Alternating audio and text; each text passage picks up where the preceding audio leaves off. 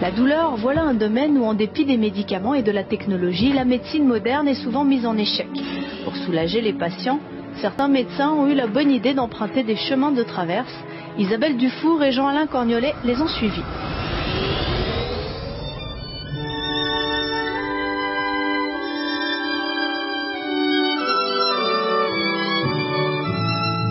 Lorsque la musique saisit le cerveau, c'est un véritable embrasement.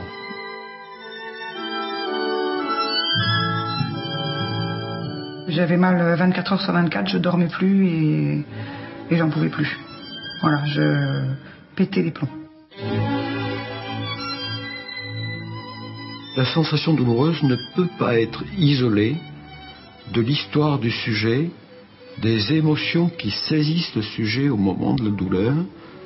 Et donc la musique va, à ce moment-là, jouer un rôle important en ayant comme cible la sphère émotionnelle qui ne peut pas être séparée de la sensation douloureuse. C'est une région qui semble être activée à la fois par des stimulations douloureuses et des stimulations musicales, et peut-être c'est là qu'on verrait l'influence de la musique sur la perception de la douleur. La douleur, ici, on connaît. On est même pionnier en la matière. Depuis 30 ans, le centre antidouleur de Montpellier accueille les personnes qui souffrent physiquement le martyre et qui résistent à tout traitement. Alors, on essaie autre chose.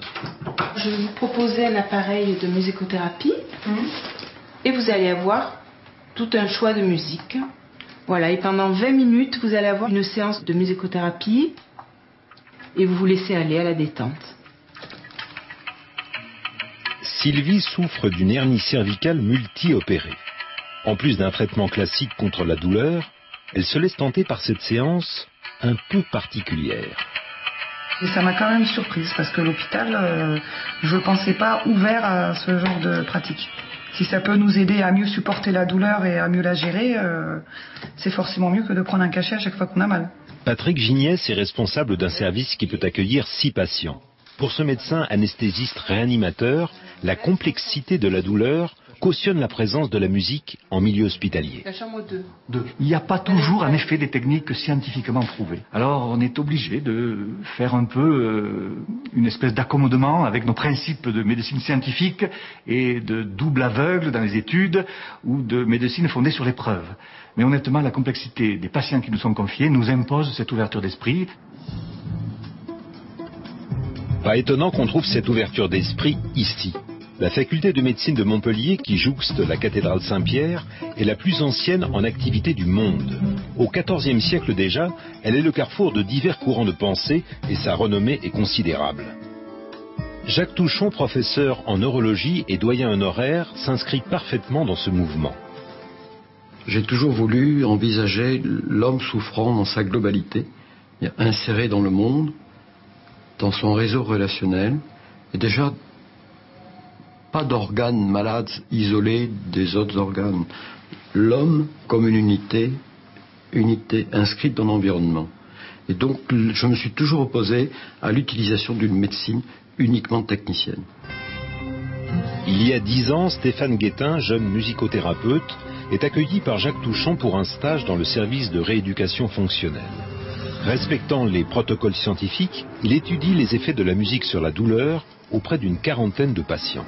Dans le cas de douleur aiguë, on a eu des résultats vraiment très intéressants, des résultats objectifs qui ont permis aussi de valoriser cette nouvelle technique, vu qu'on a évalué en réanimation les paramètres physiologiques de la musique, et notamment les fréquences cardiaques, les fréquences respiratoires, les pressions artérielles. Au niveau de l'intensité de la douleur, on est passé d'une échelle visuelle analogique de 4,4 à 1,9 après la séance, ce qui nous fait une amélioration relative d'environ 60% de la douleur. J'accueille ces résultats de façon très paradoxale parce que j'étais pas contre la musicothérapie, comme les autres techniques que nous développons ici, mais j'étais sceptique n'étant pas de formation musicale. Et donc finalement j'étais moi-même étonné du résultat sur ces éléments émotionnels et qui recadrait le côté corporel et le côté de nouvelle socialisation. Si la douleur chronique revêt autant de formes qu'il y a de patients, une de ses conséquences est universelle, l'isolement social. C'est pas que c'est difficile d'en parler, c'est que on a l'impression que c'est difficile à être entendu.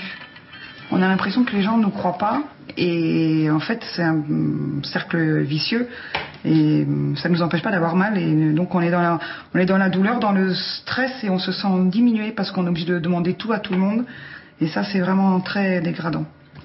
On ne peut pas envisager le traitement de la douleur sans envisager pas simplement l'organe douloureux, l'organe qui est à l'origine de la douleur, mais l'ensemble du corps et en particulier le cerveau. Et le cerveau est l'organe qui nous met en relation vers le monde, qui nous met en relation par la mémoire avec notre histoire. Et tout ceci joue un rôle dans la genèse de la douleur et dans l'entretien de la douleur. Pour les douloureux chroniques, un seul et unique séjour au centre antidouleur suffit à changer leur rapport à eux-mêmes et aux autres. Qu'il soit douloureux chronique, ce n'est pas né de hier. Ce n'est pas une cause précise. C'est souvent la construction dans le temps et dans l'espace autour d'eux de ces trois facteurs biologiques, le corps, psychologique, l'âme, et social, la relation interpersonnelle. Ils ont, pendant 10 jours, c'est la moyenne du séjour, de durée de séjour, ils ont la possibilité de faire une rééducation, non pas que corporelle, mais rééducation à leurs propres outils oubliés de contrôle de la douleur.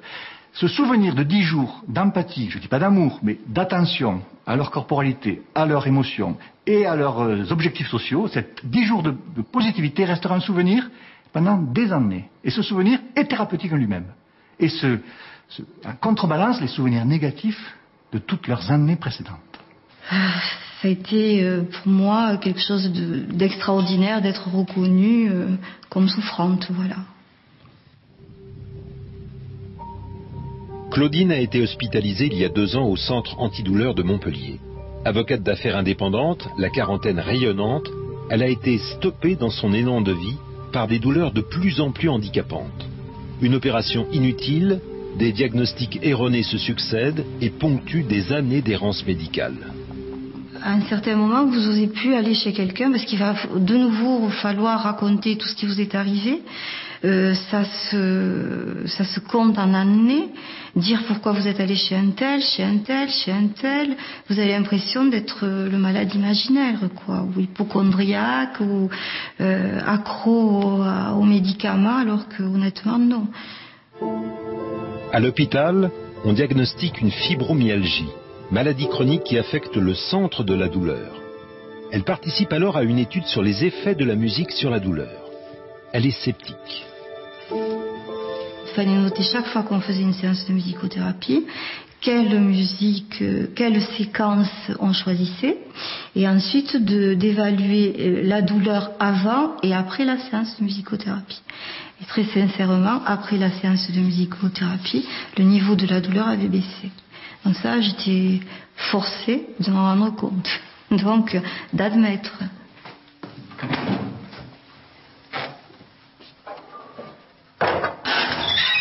Depuis, elle fait chez elle des séances de musicothérapie via Internet, aussi souvent qu'elle en a besoin. Quand j'ai des poussées de douleur ou quand je me sens pas bien en fin de journée, j'ai toujours, entre guillemets, une mauvaise heure. Bien que je fais le vide, je m'enferme dans ma chambre. C'est un moment pour moi, je choisis ma séance et après ça va mieux. Oui, je me sens plus libre, oui.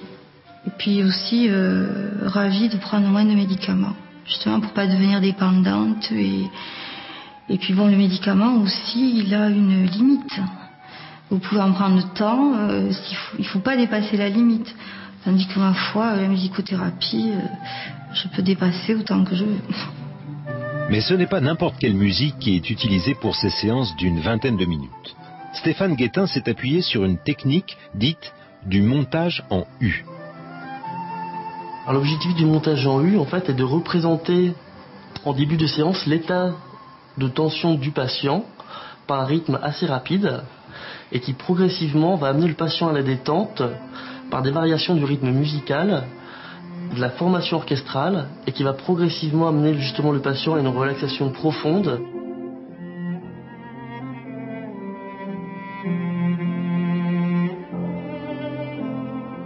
Et progressivement, On va redynamiser le patient comme dans une technique de relaxation de type sophrologie où on va réintroduire la pulsation musicale et une formation orchestrale pour symboliser la fin de la séance. Depuis novembre 2008, la musicothérapie est même au programme des études de médecine à la faculté de Montpellier, sous l'impulsion de son ancien doyen. Si la médecine extrêmement scientifique qui est notre médecine et qui est tout à fait remarquable est indispensable, il faut que l'étudiant en médecine puisse s'ouvrir sur d'autres techniques que la médecine technicienne et puisse considérer son patient qui souffre de façon globale et apporter des solutions à ce patient qui ne soient pas simplement la solution médicament. Que la prise en charge du patient soit globale. Et dans cette prise en charge globale, la musicothérapie peut jouer un rôle important.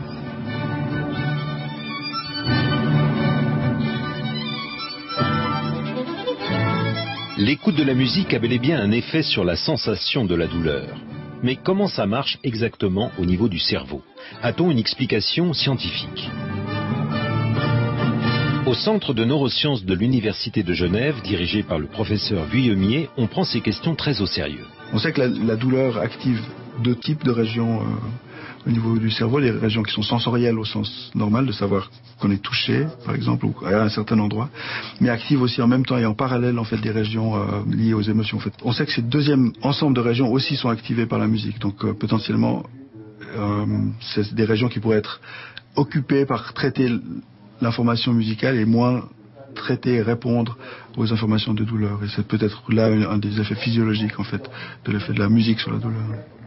En décembre 2008, l'Université de Genève a inauguré une IRM fonctionnelle exclusivement dédiée à l'étude du cerveau et du comportement humain.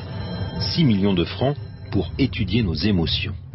Travailler sur la musique est, je pense, sérieux dans le domaine des neurosciences en général, dans le sens que c'est une faculté humaine ou une activité humaine assez particulière, dans la mesure où on est intéressé à comprendre qu'est-ce qui nous rend humains ou qu'est-ce qui fait, comment est-ce que le cerveau est construit, c'est potentiellement un sujet très riche et qui donne accès justement à différents domaines. Dans la mesure où c'est aussi quelque chose qui peut être utilisé de façon systématique pour, en tout cas, moduler ou contribuer au traitement de la douleur ou d'autres pathologies, d'utiliser après des comas ou après chez des patients qui ont des cancers. Je pense que c'est aussi cliniquement important et le plus on comprend les mécanismes cérébraux qui sont impliqués, le plus on est capable d'utiliser ça à bon escient.